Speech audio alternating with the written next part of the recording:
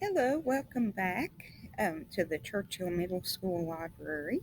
And brought a special guest named Newman, and we're going to be reading Chapter 2 of The Bad Beginning. Chapter 2. It is useless for me to describe to you how terrible Violet, Klaus, and even Sunny felt in the time that followed.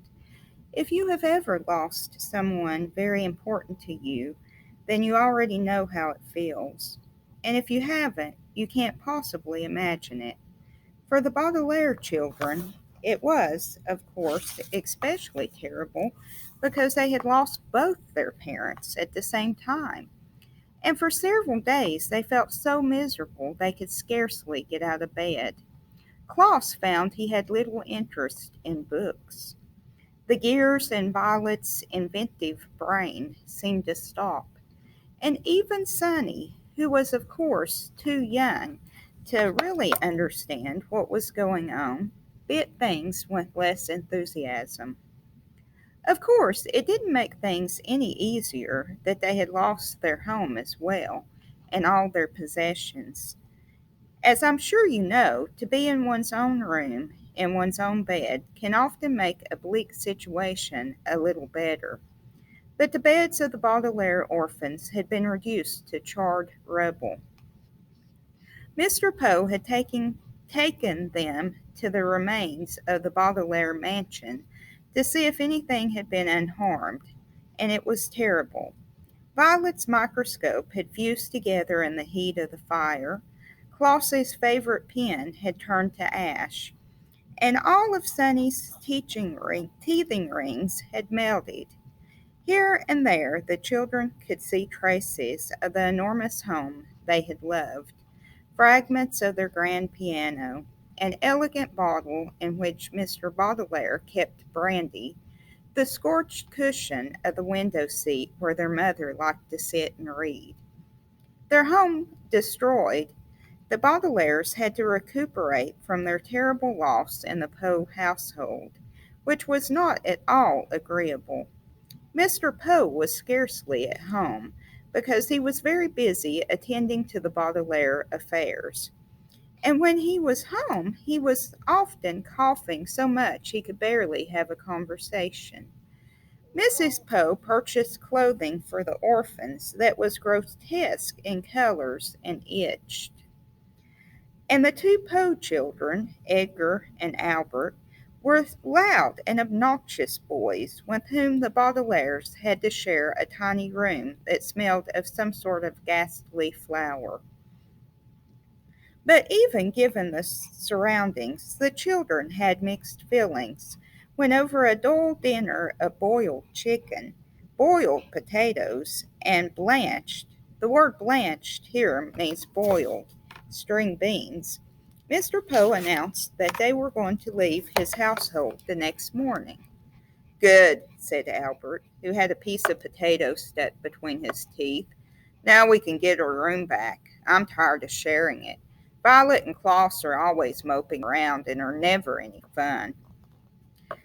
And the baby bites, Edgar said, tossing a bone to the floor as if he were an animal in a zoo, and not the son of a well respected member of the banking family.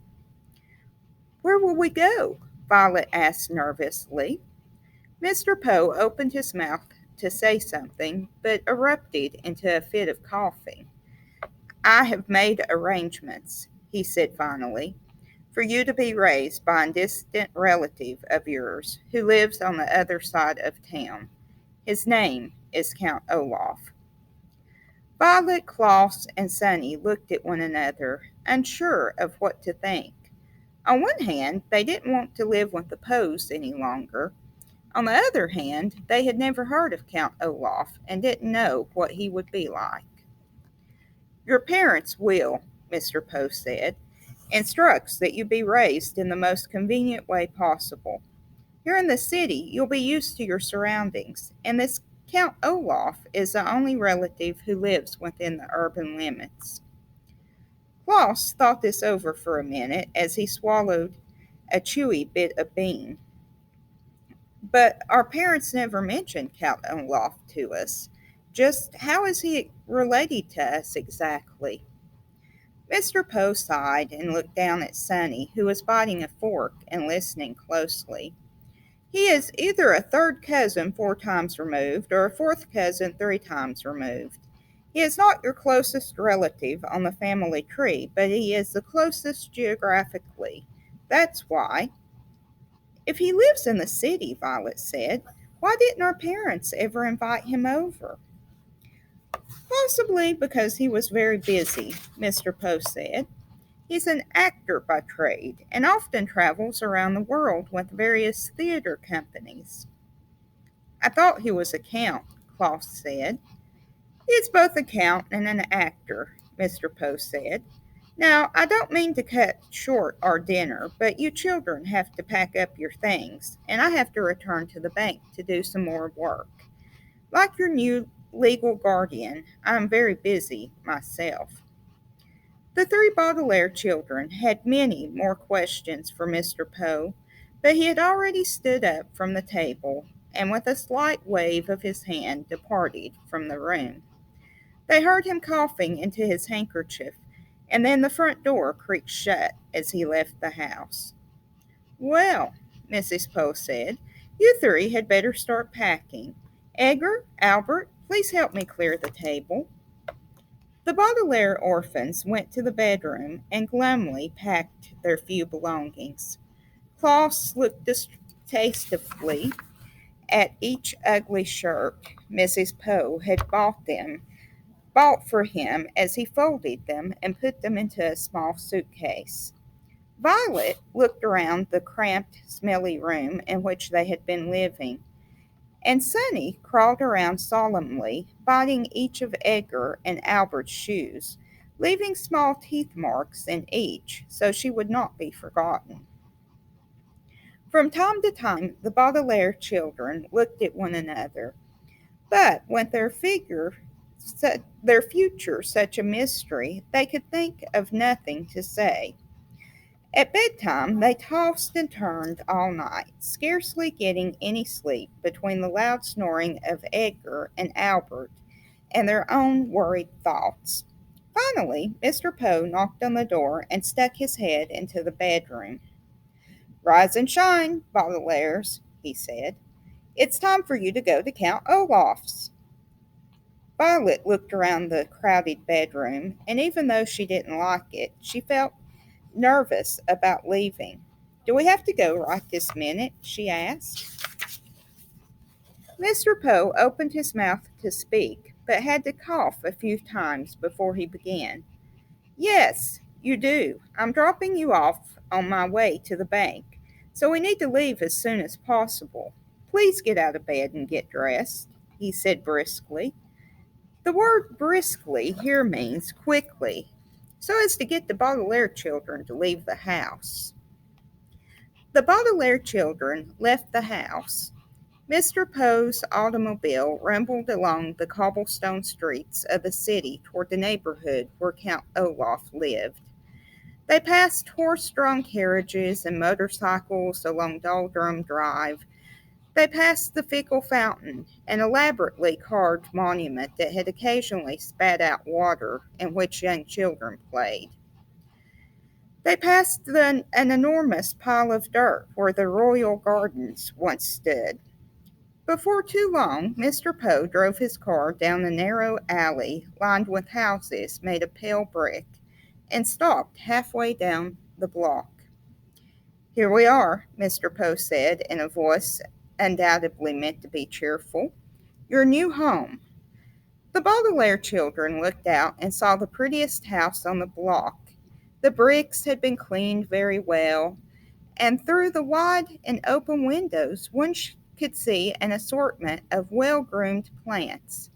Standing in the doorway with her hand on the shiny brass doorknob was an older woman, smartly dressed, who was smiling at the children. In one hand she carried a flower pot. Hello there, she called out. You must be the children Count Olaf is adopting. Violet opened the door of the automobile and got out to shake the woman's hand. It felt firm and warm, and for the first time in a long while, Violet felt as if her life and the lives of her siblings might turn out well, after all. Yes, she said. Yes, we are. I am Violet Baudelaire, and this is my new brother, Klaus, and my sister, Sunny. And this is Mr. Poe, who has been arranging things for us since the death of our parents. Yes, I heard about the accident, the woman said, as everyone said, "How do you do?" I am Justice Strauss. That's an unusual first name, Klaus remarked. It is my title, she explained, not my first name. I serve as a judge on the High Court. How fascinating, Violet said. And you are married to Count Olaf? Goodness me, no, Justice Strauss said. I don't actually know him that well. He is my next door neighbor. The children looked from the well scrubbed house of Justice Strauss to the dilapidated one next door. The bricks were stained with soot and grime. There were only two small windows, which were closed with the shades drawn, even though it was a nice day. Rising above the windows was a tall and dirty tower that tilted slightly to the left. The front door needed to be repainted, and carved in the middle of it was an image of an eye. The entire building sagged to one side like a crooked tooth. "Oh," said Sunny, and everyone knew what she meant. She meant, "What a terrible place. I don't want to live there at all." "Well, it was nice to meet you," Violet said to Justice Strauss. "Yes," said Justice Strauss, gesturing to her flower pot. "Perhaps one day you could come over and help me with my gardening." "That would be very pleasant," Violet said, very sadly. It would, of course, be very pleasant to help Justice Strauss with her gardening, but Violet could not help thinking that it would be far more pleasant to live in Justice Strauss's house instead of Count Olaf's. What kind of man, Violet wondered, would carve an image of an eye into his front door? Mr. Poe tipped his hat to Justice Strauss, who smiled at the children and disappeared into her lovely house. Klaus stepped forward and knocked on Count Olaf's door, his knuckles rapping right in the middle of the carved eye. There was a pause, and then the door creaked open, and the children saw Count Olaf for the first time. "Hello, hello, hello," Count Olaf said in a wheezy whisper. He was a tall and very thin man, dressed in a gray suit that had many dark stains on it. His face was unshaven, and rather than two eyebrows like most human beings have, he had just one long one. His eyes were very, very shiny, which made him look both hungry and angry. "Hello, my children. Please step into your new home and wipe your feet outside so no mud gets indoors." As they stepped on into the house, Mr. Poe behind them, the Baudelaire orphans realized what a ridiculous thing Count Olaf had just said. The room in which they found themselves was the dirtiest they had ever seen, and a little bit of mud from outdoors wouldn't have made a bit of difference. Even by the dim light of the one light bulb that hung from the ceiling, the three children could see everything in this room was filthy, from the stuffed head of a lion, which was nailed to the wall, to the bowl of apple cores which sat on a small wooden table. Klaus willed himself not to cry as he looked around. "This room looks like it needs a little work," Mr. Poe said, peering around in the gloom. "I realize that my humble home isn't as fancy as the Baudelaire mansion," Count Olaf said, "but perhaps with a little bit of money we could fix it up a little nicer." Mr. Poe's eyes widened in surprise, and his coughs echoed in the dark room before he spoke. "The Baudelaire fortune," he said sternly, "will not be used for such matters. In fact, it will be not used at all until Violet is of age. Count Olaf turned to Mr. Poe with a glint in his eye like an angry dog. For a moment, Violet thought he was going to strike Mr. Poe across the face. But then he swallowed. The children could see his Adam's apple bob in his skinny throat and shrugged his patchy shoulders. All right, then, he said. It's the same to me. Thank you very much, Mr. Poe, for bringing them here. Children, I will show you to your room. Goodbye, Violet, Klaus, and Sonny, Mr. Poe said, stepping back through the front door. I hope you will be very happy here. I will continue to see you occasionally, and you can always contact me at the bank if you have any questions. But we don't even know where the bank is, Klaus said. I have a map of the city, Count Olaf said. Goodbye, Mr. Poe. He leaned forward to shut the door, and the Baudelaire orphans were too overcome with despair to get a last glimpse of Mr. Poe. They now wished that they could all stay at the Poe household, even though it smelled. Rather than looking at the door, then the orphans looked down and saw that although Count Olaf was wearing shoes, he wasn't wearing any socks. They could see in the small space of pale skin between his tattered trouser cuff and his black shoe that Count Olaf had an image of an eye tattooed on his ankle, matching the eye on his front door.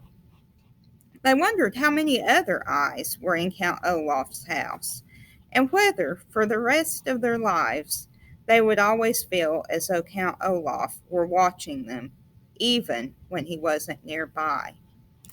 So, a nice little bit of foreshadowing there. So, tomorrow we'll continue to meet Count Olaf and see what's going to happen with the Baudelaire orphans.